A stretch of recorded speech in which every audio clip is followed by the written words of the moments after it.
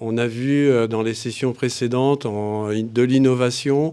On a beaucoup de plateformes aussi pour vraiment contribuer les personnes qui innovent à développer leur innovation et la valoriser. Mais aujourd'hui, la question qui se pose, c'est finalement comment on passe d'une idée à un produit. Comment on valorise ce produit, comment on accompagne les entreprises et les entrepreneurs qui veulent justement développer une innovation, développer un produit.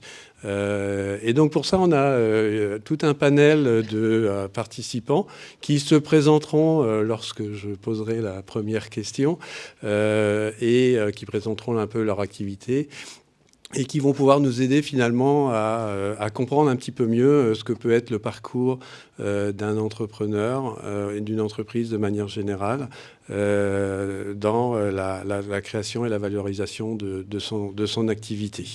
Voilà. Donc le format, en fait, donc je vais modérer, je vais poser des questions à nos divers participants et ensuite je laisserai, si vous avez des questions, je vous laisserai les poser, bien entendu, à la fin de cette session. On va essayer de pas trop dépasser dans le temps parce que juste après c'est le cocktail. Voilà. Eh ben, je propose de commencer par Thomas. Donc Thomas, tu peux te présenter et puis j'aimerais que tu nous décrives ton expérience dans la création et la structuration d'une entreprise à travers la tienne, donc Insight Therapeutics. Et je te passe le micro. Merci Thierry. Bonjour à tous. Donc Thomas Guérinier, je suis un des 5 cofondateurs d'Insight Therapeutics. On conçoit, on fabrique et on commercialise des instruments pour l'encapsulation d'ARN dans des nanoparticules. Voilà. Puis j'en dirai pas plus. Le reste, ce sera autour du cocktail. Puisqu'on parle d'entrepreneuriat, d'innovation et de financement. Mais ceci étant dit, le prisme, moi, que j'ai, c'est qu'on est une deep tech. Ça a déjà été évoqué. Et donc, tout ce que je vais dire, c'est sous ce prisme-là. On a eu accès à tout un parcours, tout un panel de financement, d'aide et de soutien, dont une partie sont effectivement réservées à cette typologie d'entreprise. Et puis une particularité induite par cette typologie-là, c'est que c'est des entreprises qui sont par nature complexes dans ce qu'elles ont à gérer. Et donc, on a commencé avec une association de fondateurs qui permettait de gérer cette complexité. Donc technique, c'est évident, mais pas que. Le financement et puis tous les aspects vente, etc. Donc ça, c'est un point qui est très important. Ensuite, je me souviens, quand j'ai commencé, j'ai au-dessus de mon bureau, dans ma chambre d'ailleurs, une feuille A4 où j'ai commencé une carte mentale en mettant tous les noms des gens qui pouvaient nous aider. Donc il y avait la région, il y avait BPI, donc, puis plein d'autres, l'ADI, je les mentionne parce que je mettais ces noms-là. On arrivait, je dis ça parce que c'est clé en fait dans ce parcours-là, à la fois de connaître les gens qui sont là, les outils qui sont là, et puis bien les repérer pour pouvoir les activer petit à petit. Connaître tous ces guichets, il y en a beaucoup, mais ils sont clés en fait dans ce parcours et en particulier sur cette phase de démarrage. C'est un parcours type, je le dis, la partie deep tech et puis l'avancée technologique. Mais grosso modo, ça reste quelque chose qui est assez continu. On va commencer avec des acteurs comme la BPI et la région. On a la chance ici d'avoir une région qui est très très forte, et financièrement et dans son réseau et dans son activité, particulièrement sur les aspects santé, ce qui nous concerne. Et ça, c'est une chance. Et puis, j'irai sur un dernier point. Ça a été au cœur de notre stratégie de financement au départ. C'est vraiment d'essayer de diversifier, parce qu'on sait le risque. On n'est pas dans la Silicon Valley, on va pouvoir lever 50 millions et puis voilà, on va regarder ce qui se passe pendant 1 an ou 2 et travailler, bien sûr. Non, c'est pas le cas en France, donc on doit s'appuyer sur les outils qui sont là, et il y en a. Et donc on est assez fiers, mais c'était dans la stratégie initiale d'Insight Therapeutics d'avoir un triptyque de financement, du financement privé, donc de l'investissement, du chiffre d'affaires le plus tôt possible, et puis un appui sur les soutiens. Et aujourd'hui, on est quasiment à 1 pour 1 pour 1. Donc on a à peu près un peu plus de 2 millions d'investissements privés. On a passé la semaine dernière nos 2 millions de chiffre d'affaires cumulés. Et on est à peu près à ce montant-là sur les aides publiques qu'on a reçues. Donc c'est vraiment important de diversifier ça et de pouvoir s'appuyer sur cette totalité de sources de financement. Merci Thomas. On va passer à Esmeralda. Est-ce que tu peux décrire ton rôle et puis nous expliquer finalement comment la région et les pouvoirs publics, les collectivités, disons territoriales d'une manière générale, peuvent aider une entreprise et à qui on s'adresse finalement? Merci. La région et les autres collectivités ont surtout ont la compétence du développement économique. Donc la région, elle, c'est l'accompagnement des entreprises. Les collectivités territoriales, comme les agglomérations, les collectivités, ont la compétence du développement économique pour l'immobilier. Donc l'idée, c'est en fait, c'est assez compliqué aussi. Après, on a aussi l'État qui soutient sur ces différents projets. Ce qu'on essaie de faire en région Nouvelle-Aquitaine, c'est vraiment d'être un facilitateur pour tout cet écosystème de financeurs qui existe. Donc l'idée, c'est qu'en fait, on soit des facilitateurs.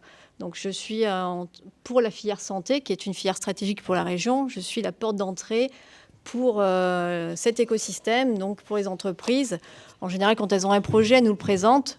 Et en fonction du projet qu'elles nous présentent, on va cibler des aides. On va les mettre en relation aussi avec des autres partenaires financeurs, que ce soit au niveau national avec la BPI, avec l'AIS, ou au niveau aussi pour l'immobilier avec donc, les collectivités.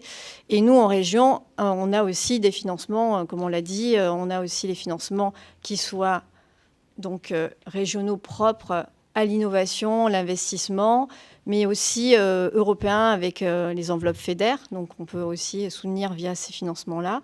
Et donc, maintenant aussi, parce qu'on est, depuis avril, ça y est, on a enfin signé, on a aussi contractualisé avec l'État pour les financements État-région, qui représentent donc une enveloppe que vous connaissiez avant sous le nom PIA, Plan d'investissement à venir, qui sont maintenant, qui s'appelle France 2030 régionalisé. Donc ça, c'est des gros financements qui... on ne peut pas fixer une cartographie. On discutait ensemble de dire, est-ce qu'on peut fixer toutes les typologies de dettes financières qui peuvent exister? Parce que quand vous vous lancez, c'est bien d'avoir tout ça, d'avoir tout en tête pour dire, je vais cibler cette aide-là. Ça, c'est pas possible, en fait, parce que c'est mouvant. Et l'exemple de Thomas, en fait, c'est un exemple réel, puisque il a dû faire différentes étapes pour avoir droit à un IDEMO. Ah, ça y est, ça fonctionne. IDEMO qui à présent est un compte, qui fait partie du contrat État-région qu'on peut soutenir. Donc voilà, IDEMO, innovation, c'est de l'innovation collaborative qui est maintenant peut être soutenue en région. Donc voilà, donc il y a plusieurs.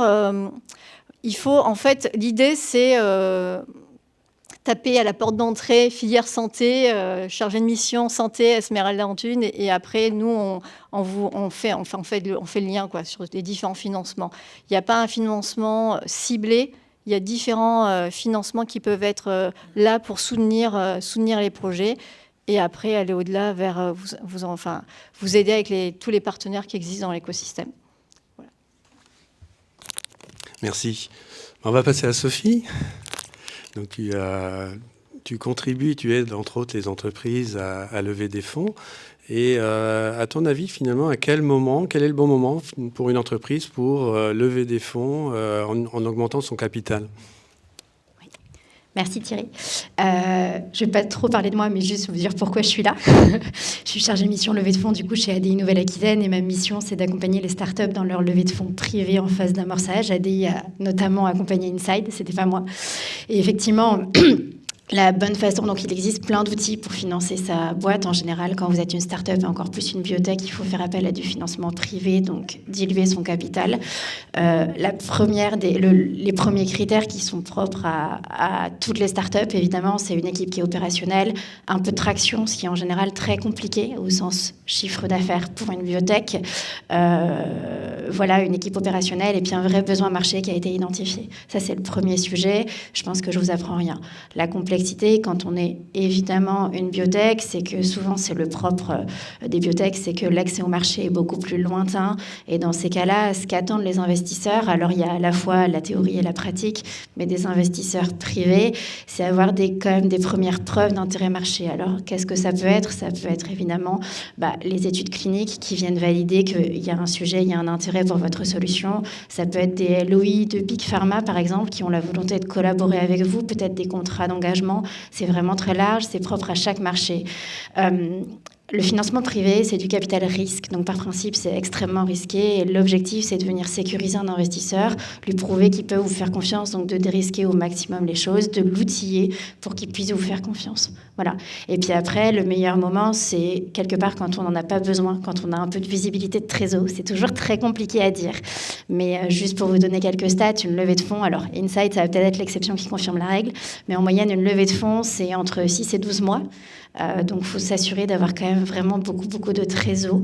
Et puis, on phase le besoin. C'est-à-dire que si votre besoin complet, global sur votre société, c'est peut-être de 5 ou de 10 millions, derrière, l'idée, c'est de le phaser. C'est-à-dire que vous n'allez pas avoir besoin de 5 millions maintenant, mais on y va par étapes. On a besoin de peut-être 400 000 maintenant, 2 millions à horizon 2 ou 3 ans.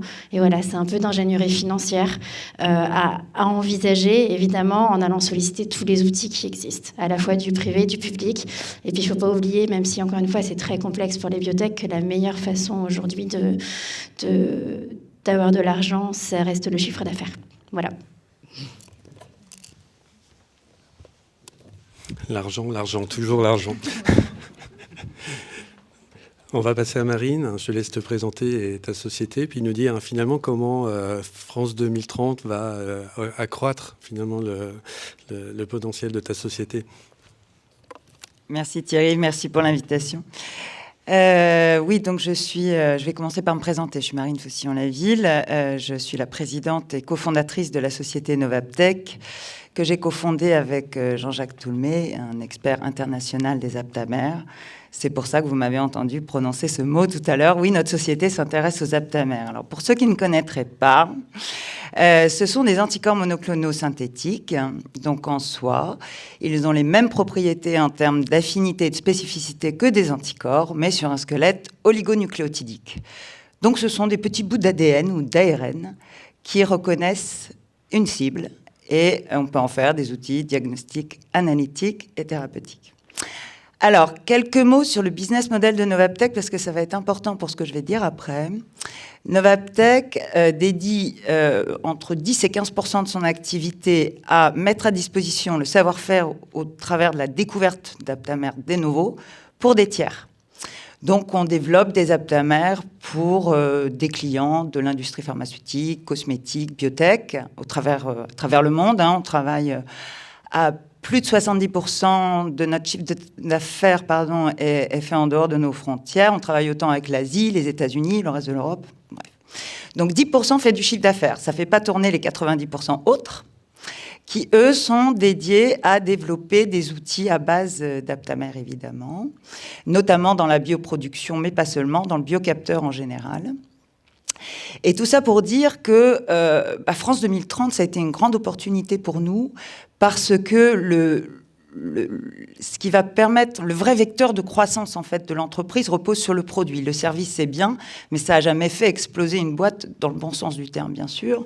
En revanche, un produit sur un marché, oui, c'est ce qui fait exploser les boîtes, mais c'est long. Cet accès au marché est long. La boîte, là, aujourd'hui, elle a 9 ans, elle n'a toujours pas de produit sur le marché. Donc, on survit même bien. On n'est qu'en renfort de fonds propres depuis la création. Mais là, il va falloir sortir un produit. Et France 2030 a été une grande opportunité pour nous, puisqu'on fait partie d'un consortium avec un géant de la pharma française, un industriel et le CNRS. On fait partie d'un consortium donc pour développer, j'en dirai quelques mots après, un produit dans la bioproduction, dans les procédés downstream. La première idée que je voudrais véhiculer par rapport à ça, c'est que ce qu'il est important de concevoir pour une petite entreprise comme la nôtre, on est 10 personnes, c'est d'être visible. Parce que on ne peut pas porter un programme France 2030 en étant le coordinateur ou le chef de file. En revanche, on peut être appelé en tant que partenaire. Pour être appelé en tant que partenaire, il faut être visible. Donc, l'une des grandes stratégies au départ de l'entreprise a été de promouvoir cette visibilité de l'entreprise, à l'échelle internationale d'ailleurs, mais également sur le territoire français, de façon à pouvoir être appelé en tant que partenaire sur un consortium qui va pouvoir faire changer l'entreprise de dimension, comme ça va être le cas de France 2030. On participe également à 3 grands programmes dans le cadre d'Horizon Europe, qui vont également permettre de développer d'autres types de produits qui, tout ça mis bout à bout, vont permettre à l'entreprise de passer de quelques centaines de milliers d'euros de chiffre d'affaires à plusieurs dizaines de millions sous un horizon début de commercialisation 29 et 31. Là, la boîte aura vraiment changé de dimension. Donc vraiment, cet aspect visibilité est important. Quelques mots sur le programme, parce que je sais que ça m'avait été demandé.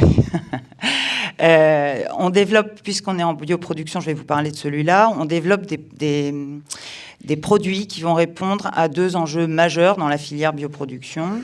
D'abord, un problème de souveraineté nationale, on en a entendu parler tout à l'heure. La France a une dépendance, pas seulement technologique, mais aussi d'approvisionnement vis-à-vis des pays tiers. Et effectivement, c'est un danger, puisqu'on importe 95% de nos biomédicaments et 97% de nos anticorps monoclonaux. Donc, on a un vrai problème de souveraineté. Et puis, à l'échelle mondiale, il y a un problème également au niveau de la bioproduction, c'est qu'il y a un goulot d'étranglement au niveau de la production et notamment des procédés downstream. Et c'est sur ce sujet qu'on propose de développer un produit qui est caractérisé comme étant révolutionnaire, et je le souhaite, on le saura d'ici quelques temps, qui consiste à diviser par 2 le nombre d'opérations qui aujourd'hui sont nécessaires. Donc on diminue les transferts, on augmente les rendements, on diminue les pertes, on accélère les volumes, la cinétique, et on aura les moyens demain, si ce programme de R&D veut bien donner ce qu'il doit donner sur le papier, possibilité d'adresser des petits lots de production qui répondra complètement au problème de médecine, enfin au problème, à la problématique de médecine personnalisée qui nécessite des tout petits lots de production. Voilà, c'est le projet MEMCAPS. Merci Marine. Michael, tu travailles pour Trifrog. Pareil. Société phare dans la région qui a énormément grandi ces dernières années. C'est extraordinaire. Et toi, en tant que CEO, finalement, comment as-tu facilité l'implantation de cette société, des capacités de Trifrog aujourd'hui et finalement soutenir cette formidable croissance ? Alors bonjour à tous, je ne sais pas si je dois présenter Trifrog, j'ai tendance à croire que on est un petit peu le grand frère de beaucoup, ici. J'ai rien facilité du tout, j'ai subi, comme tout le monde, avec une entreprise qui passe de 12 personnes à 170 en 5 à 6 ans. Donc c'est une croissance qui est difficile à gérer, et quand on parle de bâtiment, elle est d'autant plus difficile à gérer parce qu'elle adresse 2 choses. Le fait de faire des choix, le fait d'être contraint du jour au lendemain, et chaque fois qu'on s'installe quelque part, de se dire c'est trop grand, et 6 mois plus tard, de se dire c'est trop petit. Donc on est dans cette dynamique, et je vois Norbert, on a commencé à l'ENSTBB, on a ensuite bougé en plein Covid, un vrai bonheur aussi ça, de bouger en plein Covid, dans un espace complètement vide, où on est 12, et puis je trouve que dans les challenges, c'est un peu ça. Le challenge de la start-up, c'est de se dire, je sais ce que je suis aujourd'hui, mais je ne sais pas ce que je suis dans 6 mois.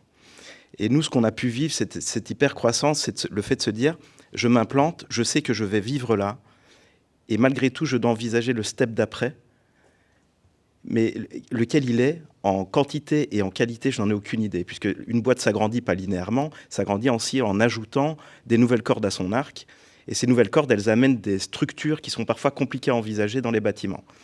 On a un avantage dans la région, on est extrêmement aidé, extrêmement soutenu, on a été bien financé. Donc le problème, c'est de garder le lien. C'est de se dire, quand je choisis un endroit, il faut que j'en trouve un pas trop loin. Parce que la première chose qui occupe les employés, c'est moi, je vais en vélo. Donc, il ne faut pas que ce soit trop loin. Il ne faut pas que ce soit trop loin des transports en commun.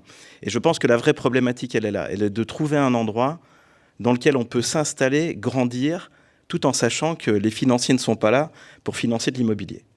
Et donc, on doit trouver des partenaires pour arriver à se projeter avec nous dans c'est quoi le step d'après. Et parfois, on a un peu le melon. On se dit, oui, il nous faut un truc vraiment très, très grand, 7000 mètres carrés, oui, mais vous êtes 50, il faut se calmer. Enfin, voilà, on est face à des discussions comme ça où, à un moment donné, on doit trouver des façons de travailler pour trouver un environnement qui peut grandir en proximité, dans lequel on envisage déjà le step d'après, sans impacter celui qui est en train de rouler, parce que celui-là, il ne peut pas s'arrêter. En gros. Merci, ça me parle. nous parle beaucoup. La problématique d'hébergement qui tient compte finalement de là où est l'entreprise et du niveau de financement qu'elle a. Je pense que c'est un business model aussi qui n'est pas facile à gérer au niveau des pouvoirs publics qui bien entendu sont très moteurs et très promoteurs. Et comment aussi les investisseurs privés de l'immobilier peuvent aussi s'impliquer pour aider. C'est un sujet sur lequel on a d'ailleurs une discussion en groupe de travail, l'idée par Alice Leroux d'Alicena et Thomas Guérinier, et pour essayer justement de faire en sorte que les entreprises qui veulent s'installer dans la région puissent bénéficier finalement d'une infrastructure qui corresponde finalement à ses besoins, mais également, comme tu disais Michael, d'un potentiel d'expansion qui peut aller jusqu'au greenfield pour construire une usine, je veux dire, jusque-là. Et tout ça en essayant de garder ces éléments les plus proches possibles pour rester proche de l'écosystème et également le personnel. Juste pour ajouter un point qui est important, ça existe. Les SEML, enfin je veux dire la route des lasers, on a un bel exemple où ils ont accompagné des entreprises qui grandissaient. Je pense que la vraie problématique, elle est de donner de la visibilité. C'est de se dire, oui, dans X temps, dans 2 ans, je serai là, ou je serai de cette taille-là, et même dans nos têtes aujourd'hui, mon plus gros problème, on est en train d'envisager demain, comment on fait de headquarter. J'ai 2 problèmes. Le premier, c'est d'arriver à le financer. 2, c'est d'arriver à l'imaginer. Qu'est-ce qu'on y met? Quelle taille on fait? Si je demande aux équipes, ils vont tous me dire, chaque équipe est une centaine. Je dis, ce n'est pas possible. On ne peut pas envisager d'être 500 dans 3 ans. À un moment donné, il y a des impacts. Et donc, on essaye de rationaliser un petit peu tout ça. Et l'expérience de la rationalisation, c'est que à chaque fois qu'on rentre, on s'est dit, merde, j'aurais dû le faire plus grand. Merci Mickaël. On va passer sur la partie partenariat, collaboration. Je vais commencer par Esmeralda. Finalement, comment peut-on soutenir une entreprise qui recherche un partenaire? Vaste question. Oui. Alors, côté région, on est vraiment on souhaite vraiment soutenir le développement de la filière. Et donc, ce qu'on fait, c'est on s'appuie sur des acteurs locaux, le cluster Alicena. Nous, en fait, dès qu'on a un projet, qu'on nous sollicite, c'est mise en réseau, mise en lien avec les partenaires. Donc, voilà, on soutient différents acteurs, que ce soit ADI, Alicena et tous les acteurs du territoire pour vraiment créer ce lien et avec les compétences de la région qui sont aussi sur la direction de la recherche, de l'enseignement sup. On met aussi en lien avec les laboratoires. En fait, c'est vraiment la mise en réseau pour faire fonctionner tout cet écosystème avec toujours un prisme développement de l'entreprise, développement économique. Et en parlant de développement, pour rebondir aussi sur les expériences précédentes, les financements publics, c'est super, mais comme on le disait, la trésorerie, elle est hyper importante. Parce que les financements publics, ils ne tombent pas tout de suite. Quand on dit « Ah, c'est bon, on a eu 1 million, 2 millions, 3 millions ou plus », quand c'est le FEDER, c'est des financements européens, ça arrive peut-être 2 ans après. Donc, il faut avoir la trésorerie. Il n'y a pas que le financement public, c'est un soutien. Et ça, nous, on fait tout pour le donner. Sauf que... il y a aussi il y a le temps que ça se fasse, c'est administratif, il y a beaucoup. Ce temps long, il faut le prendre en compte dans son projet. Parce qu'il faut vraiment que la trésorerie soit là pour tenir le temps que les financements tombent. Et malheureusement, on voit aussi des gros projets qui peuvent tomber, qui sont tombés parce que, entre-temps, il n'y a pas eu la trésorerie. Il n'y a pas le chiffre d'affaires qui a permis d'avoir une trésorerie aussi. Donc, c'est important. Enfin, c'était la petite... on va dire... Merci pour ce message. Thomas, donc Insight Therapeutics a annoncé récemment une collaboration avec Osée Immunotherapeutics. Quels ont été les facteurs clés pour la mise en place de cette collaboration ? Oui, on est forcément très fiers parce que je m'étais écrit en 2018 sur un bout de papier, des exercices d'entrepreneur, mais c'était quoi ma raison d'être? Et j'avais écrit parvenir à mettre sur le marché des technologies pour la santé au bénéfice du patient et sans oublier l'écosystème. Je ne l'avais pas écrit exactement comme ça, mais et je n'avais pas dit développer des technos. Ce que je voulais vraiment, c'est que ce qu'on allait faire, c'était en 2018, puissent être réellement utilisés. Donc on est hyper fiers. En ce moment, il y a plein de choses qui se passent dans notre domaine. Il y a des très très belles annonces, pas encore avec nos machines. Donc on espère que ça le sera demain.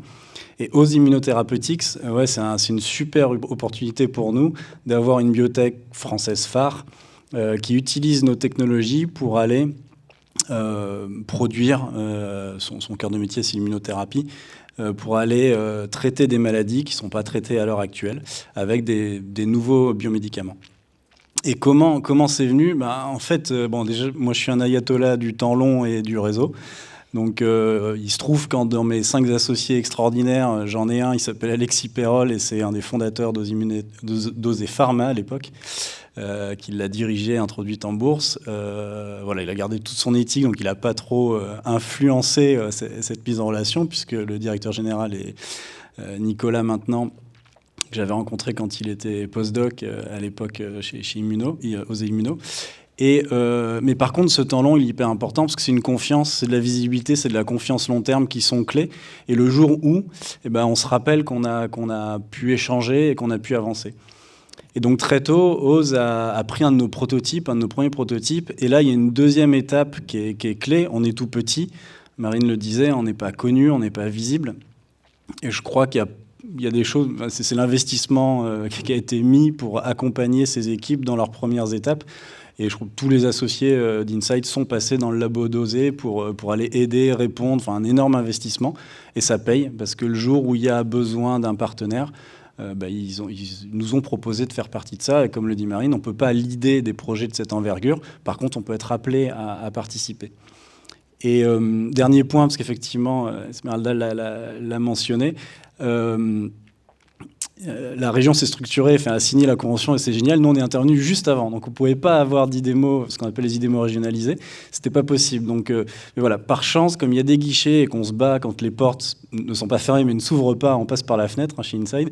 Et donc, du coup, on s'est tourné vers la BPI qui a pu nous financer au travers d'une aide au développement Deep Tech. Donc, c'est ces parcours Deep Tech très, très spécifiques et qui ont été, nous, notre part de financement dans ce projet qui est un projet, pour le coup, Pays de la Loire.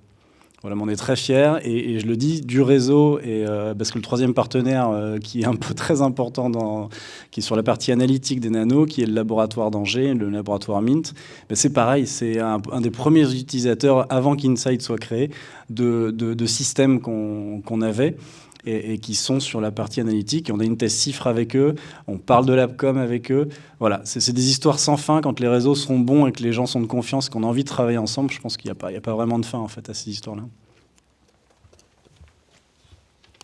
Merci, ça démontre bien de l'importance de créer un réseau très, très, très, très rapidement et de l'enrichir de plus en plus, puisque c'est ça qui aussi crée des opportunités.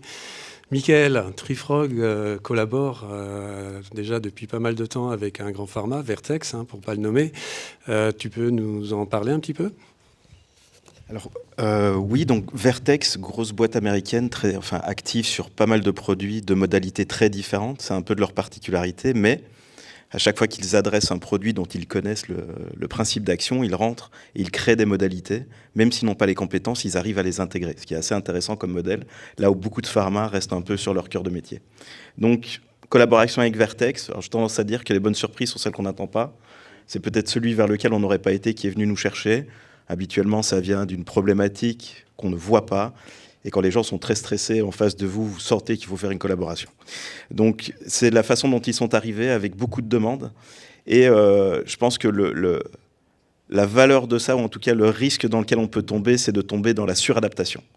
Le fait de se dire à un moment donné qu'on doit garder une intégrité de la boîte pour pas tomber dans un trou, parce que cette première collaboration qui représente énormément d'objectifs à atteindre et également d'argent qu'il y a derrière, elle peut clairement vous avaler. Elle peut clairement vous faire vaciller sur vos bases parce qu'elle valide votre business model en fait. C'est la première chose qui dit ce qu'on a pensé depuis X années, oui c'est faisable. Et c'est lui qui le valide. Donc on a dû se réorganiser en interne pour arriver à prendre à la fois cette distance et en même temps avoir cette relation de proximité pour faire que les choses marchent. Là ça fait 1 an que ça tourne et on a réussi à mettre en face de chacun une contrepartie. Je pense que c'est un peu la clé du sujet, c'est une spécialité, une personne en face et chacun parle à sa partie avec des gens qui gèrent la relation. Et c'est une vraie gestion de relation, au même titre que, je veux dire, on développe une relation presque amicale. Je pense que c'est le bon moment pour ouvrir aux questions de l'assistance. Est-ce qu'il y a des questions ? Profitez-en, hein, on a quand même une belle brochette de gens compétents et expérimentés. C'est le bon moment. Pas de questions ? Ils ont faim, ouais. Mais il n'est pas encore 13h, hein, donc on peut faire durer les choses. Aucune question ? Alors, j'en ai une. J'ai préparé les questions. Question pour Sophie. Justement, on parlait de collaboration. Finalement, quelle est la vision d'un investisseur d'une collaboration ? Est-ce que finalement, d'une certaine manière, ils peuvent le voir de manière positive, c'est clair, mais est-ce qu'ils peuvent aussi le voir d'une manière négative et disons pourquoi ils le verraient d'une manière négative ? En général, quand on me pose des questions, mes deux réponses préférées, c'est ça dépend, oui et non. Donc effectivement, ça peut être à la fois hyper positif comme hyper négatif. C'est en général quand même plutôt positif pour ce qui est de la biotech, parce qu'en général, vous avez très peu de traction, c'est ce que je disais tout à l'heure. Et donc le fait de faire des collaborations, notamment avec de la Big Pharma, des PME, des ETI, ça vient valider quelque part que votre techno, votre solution a un intérêt tel pour que des géants, des key opinion leaders s'intéressent à vous, s'intéressent à votre techno. Donc ça vient quelque part sécuriser votre projet à un stade où en fait votre projet, votre société, elle est extrêmement risquée. À l'inverse, et c'est ce que disait Michael, si on voit le verre plutôt à moitié vide, on peut se dire mais tiens, s'il y a une collab, est-ce que derrière cette petite start-up, elle se ferait pas bouffer par cette collab? Donc il faudra faire très attention en fait aux liens, aux contrats, un sujet vraiment très juridique qui vous liera à ce grand compte, à cet indus. Voilà, donc là-dessus, ça peut être aussi, alors peut-être pas un red flag, pas deal breaker. Je suis désolée, il y a beaucoup d'anglicisme, moi, dans mon secteur, mais ça peut quand même effrayer un peu un investisseur. Et puis derrière, peut-être, si je dois encore plus nuancer les choses, c'est qu'un investisseur privé, c'est un financier. Qu'est-ce que ça veut dire ? Ça veut dire que quand il met un ticket dans une boîte, quelle qu'elle soit, son objectif, il pense déjà à, dans 5 ans, comment je vais faire mon x5 en 5 ans, mon x20 en 5 ans. Et derrière, le fait d'avoir potentiellement un partenariat avec un indus, il peut se dire, OK, ça veut dire que si l'indus s'intéresse à cette boîte, derrière, il a peut-être, je dis bien peut-être, une stratégie de croissance externe, et ça va venir sécuriser, moi, mon exit. Donc ça veut dire que potentiellement, il y a déjà quelqu'un qui pourra racheter mes parts ou la boîte. Sur pas mal de premiers rendez-vous de startups que j'accompagne, notamment, moi, c'est des startups plutôt sur ce qu'on appelle du site, donc des levées entre 300 000 et 3 millions d'euros. À chaque quasiment premier rendez-vous, les investisseurs posent la question par qui vous pourriez être racheté et pour combien. Et si déjà il y a un intérêt dans un premier temps qui est vraiment du stade de la collaboration ou du partenariat, derrière on peut se dire si on se projette vraiment, potentiellement il y a un intérêt, alors évidemment économique, mais une perspective de sortie qui peut être intéressante. Donc en fait, ça dépend un peu de la clé de lecture, ça dépend de plein de choses. Mais si vous arrivez à l'étayer, à le justifier, pourquoi c'est intéressant et quelle est la vision que vous proposez à l'investisseur, effectivement, ça vous est rarement reproché. Voilà, j'espère que j'étais assez claire. Et sinon, il y a le cocktail, si vous ne l'êtes pas. Oui, effectivement. Une question ? Une question, moi je suis recherche académique, payée par l'État, les impôts, etc. Et donc tout ce que vous me dites là, business model, x5, x20, etc., je comprends si on vend des trottinettes ou des voitures, mais là on parle de produits de santé. Donc est-ce que les investisseurs, les industriels ne sont pas un peu moins exigeants pour le bien de tout le monde en fait? Alors, j'adore cette question. Non, mais ça serait bien qu'on tende vers ça quand même. Alors, oui et non. D'un point de vue idéologique, je suis complètement d'accord. Sauf que dans ces cas-là, on va s'adresser plutôt à des financements publics, c'est-à-dire ou alors de la philanthropie. Un investisseur, c'est un financier. Donc, c'est peut-être que c'est juste pas le bon interlocuteur à aller voir. Mais si on va voir un investisseur, c'est que derrière, si on rentre un petit peu, il y a une taille de marché suffisante pour pouvoir avoir un chiffre d'affaires suffisant pour que tout le monde s'y retrouve derrière. Donc, effectivement, on touche à la santé. C'est quelque part hyper touchy, c'est presque un enjeu de souveraineté nationale, donc c'est super, mais en fait, derrière, l'investisseur, quand il met un ticket dans une boîte, dans une start-up, quelle qu'elle soit, ça va être uniquement, et c'est peut-être un peu moche de le dire, boîte santé, start-up santé ou pas, il va s'attarder uniquement sur les chiffres. Aujourd'hui, quand une boîte elle a moins de 5 ans, elle ne vaut rien quelque part. Elle a quasiment rien développé. Je suis volontairement je grossis le trait, je suis un peu provoque. Et quelque part, sa seule décision d'investir, quasiment, ça va être sur ce qu'on appelle un business plan, donc des tableaux Excel, et quelle va être la projection, en fait, quelle est la perspective de chiffre d'affaires. C'est tout. Et en fait, non, la santé, alors je pense que peut-être que d'autres pourront le dire, c'est encore plus difficile, la santé, parce que justement, on ne vend pas des trottinettes. Là où on vend des trottinettes, alors il y a moins de barrières à l'entrée techno, c'est sûr, par contre, il y a du chiffre d'affaires tout de suite, qui vient valider l'intérêt marché. Quand c'est de la santé, en général, il y a un temps d'accès au marché qui est beaucoup plus long, donc la validation du marché, elle est beaucoup plus longue. Et il faut pour autant, vous avez besoin de cash en général, enfin les dirigeants ont besoin de cash pour développer leurs produits. Et c'est beaucoup plus difficile de convaincre, énormément. Et le seul brevet ne suffit pas. Je ne sais pas si j'ai répondu à votre question. Ah, tu veux rajouter un truc ? Ouais. C'est juste deux points. Un investisseur, juste pour répondre, parce que bon, j'ai aussi, j'ai une thèse, je viens de ce milieu académique que j'aime beaucoup, que j'aime énormément. Un investisseur, il y en a peut-être dans la salle, que je fais attention, mais en tout cas, c'est pas moi, c'est pas comme vous et moi. Voilà, non, c'est juste en fait, c'est cet argent-là, je démystifie et je casse parce que cet argent-là, il est très loin. C'est-à-dire, c'est pas, nous on a de l'argent, on achète une voiture, on rembourse son prêt. On a un peu plus d'argent, on achète une maison secondaire. Un peu plus, on met dans l'immobilier. L'argent de ces gens-là, c'est de l'argent qui est très lointain. C'est de l'argent qu'ils font travailler. On n'est plus du tout dans les mêmes logiques. C'est une logique. Enfin, moi, j'y ai pas accès, on n'y a pas forcément accès à ces logiques-là. Donc, il faut voir que c'est un véritable outil financier. Et la start-up, c'est le pire, c'est l'endroit le plus risqué. Les gens ne font pas ça. Ils achètent des barres d'immeubles avant. Donc en fait, non mais vraiment, donc en fait, c'est un autre paradigme. Et donc... Ah oui, non mais en fait, on peut pas... Non, et c'était la deuxième partie de ma réponse, justement. Alors, et c'est pour ça... Non... L'État et la région et la BPI ont leur rôle. C'est ça, en fait, quand je dis il faut pas lever des fonds pour lever des fonds, c'est un non-sens. Il faut s'appuyer sur ce qui existe, et je pense qu'on a passé 3 quarts d'heure à le dire. Il y a des partenariats, il y a d'autres moyens de financer ces choses très risquées. L'investissement privé, c'est un des éléments. Et il ne faut surtout pas aller, alors je ne prêche pas pour l'ADI, mais il ne faut surtout pas aller trop vite dedans parce que ce n'est pas les mêmes logiques. Moi, on a des boards tous, et maintenant, on passe notre temps à leur expliquer qu'il faut attendre un peu.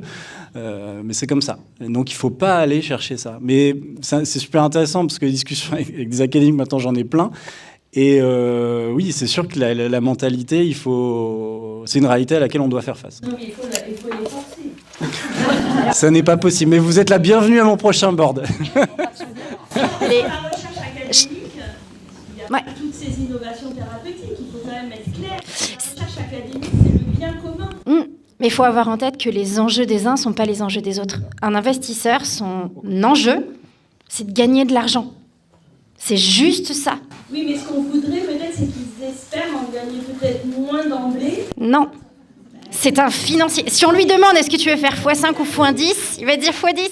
Les CEO des Big Pharma, ils seront les premiers à aller à l'hôpital pour se faire soigner. Juste un point. J'aime beaucoup cette discussion très féerique. J'adore ça. Ça m'épate encore, c'est dire. À un moment donné, ces investisseurs, je ne suis pas investisseur, mais je vis avec des investisseurs, ils prennent un risque. Un produit pharmaceutique, c'est quelque chose qui prend entre 7 et 12 ans à être développé. Le risque diminue en cours du temps, mais à l'arrivée, il y a 4 produits sur 100 qui sortent. Donc ça veut dire qu'il y en a quand même 96 qui se cassent la gueule. Donc ces investisseurs qui vont faire plein de pognon, il y en a plein qui aussi n'en font pas du tout et perdent au milieu du guet. Bon, après, il y a des multiples, etc. On peut rentrer sur ces discussions-là, mais ce que je veux dire, c'est que l'un ne va pas sans l'autre. Vous amenez une valeur, il traduit cette valeur dans la réalité de ce qu'elle peut être demain. Moi, je ne connais pas un investisseur qui va dire « je le sens bien, je vais mettre de l'argent là-dessus ». Non, il faut amener plein de métriques dessus parce que initier une histoire thérapeutique, c'est pas juste pour le bien fondé du thérapeutique, c'est parce que derrière, il y a un marché et parce que derrière, il se vend. C'est aussi pour ça qu'il y a une traction sur les États-Unis qui est différente de celle de l'Europe. Enfin, je veux dire, on peut avoir cette discussion pendant des heures, mais il y a plein de dimensions sur lesquelles qu'on subit au même titre que la recherche, qu'on trouve pas normales, mais qui sont nécessaires. Et ce que vous me dites, quand vous me dites ça, qu'on doit descendre, moi j'ai très peur pour mes impôts, personnellement. Mais plan France 2030, etc. C'est maintenant que nous, acteurs français, il faut qu'on prenne en main ça et qu'on arrête de vendre notre santé à l'étranger, en fait. Dans tous les sens du terme. Parce que moi, je suis en biologie médicale. Je peux vous dire que quand vous allez... c'est enregistré ce qu'on... Complètement. Il y a même des caméras, madame. Quand vous allez vous faire des soins, des prélèvements sanguins, etc., dans des labos privés, vous payez des fonds de retraite de pensions étrangères. Il y a quelques Européens, il y a beaucoup d'Américains. Moi, je trouve ça, c'est pas normal. Voilà. Je ne sais pas si on doit rentrer dans la macroéconomie, mais effectivement, j'entends la notion de souveraineté, la notion de gestion française de la France, etc. Je crois que la mondialisation a amené une petite lecture un peu différente là-dessus. Je ne sais pas s'il y en a qui ont envie de prendre le point politique, mais voilà, moi, perso, je lâche.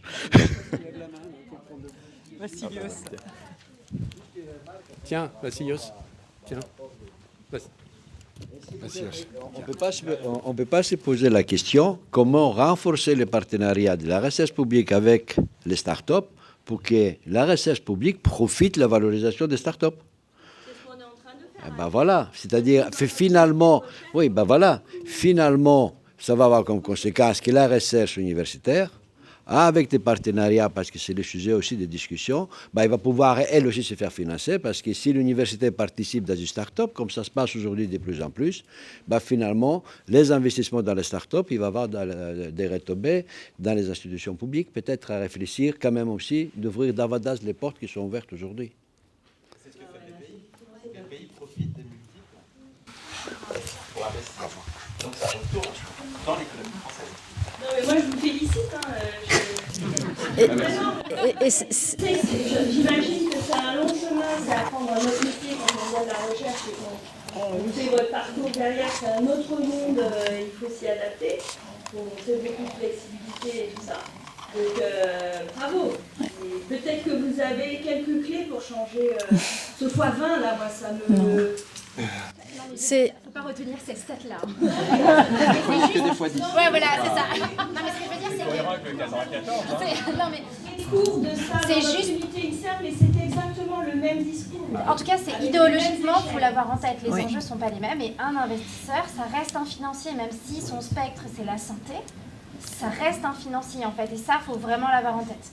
C'est pourquoi les puissances publiques investissent quand c'est risqué au départ, et c'est elles qui sont là, qui sont les premiers leviers. Et pour rebondir sur ce que disait Vassilios aussi, c'est on a au niveau français et en région, on a 2 PUI, plan université innovation, et c'est justement pour alors moi j'en avais 2 en tête, donc 3 PUI, enfin en santé. Si on parle de la santé, si on parle que de la santé, donc on a un plan université, qui permet de faire le lien justement entre l'industrie et la recherche pour faciliter justement ce transfert de technologie, faciliter ces liens, faciliter aussi cette période risquée qui va après pouvoir amener à des financements privés. Donc on a Sophie qui est là, qui représente le PUI Santé ici en région. Voilà. Je ne sais pas si tu veux te présenter aussi, en profiter, parce que c'est bien de... Oui, bonjour à tous. Je suis Sophie Hervé. Je suis chargée d'affaires filière pour la santé, donc dans le cadre du PUI Bordeaux. Et effectivement, le sujet que Sandrine vient de lever, Vassilios, c'est un enjeu, effectivement, comment faire travailler le secteur académique avec les acteurs socio-économiques et pour nous aussi, comment financer les projets de collaboration. Et comment faire matcher les enjeux de temps, en fait, qui n'est pas le même. Le temps académique n'est pas le même que le temps des startups. Donc, voilà, on pourra en parler pendant le cocktail. Mais voilà, on n'ouvre pas un nouveau sujet. Mais en fait, le PUI travaille vraiment sur cette collaboration académique et monde socio-économique. Merci. Très bonne transition pour le cocktail. En tout cas, merci beaucoup d'avoir ouvert le débat, parce que je pense que c'est un vrai débat. Et, très, très, très bien. C'est très, très bien. Mais... Et peut-être d'abord, pour terminer, donc je voudrais vraiment remercier nos participants, et je vous demande de les applaudir bien fort pour nous avoir fait bénéficier de leur expérience.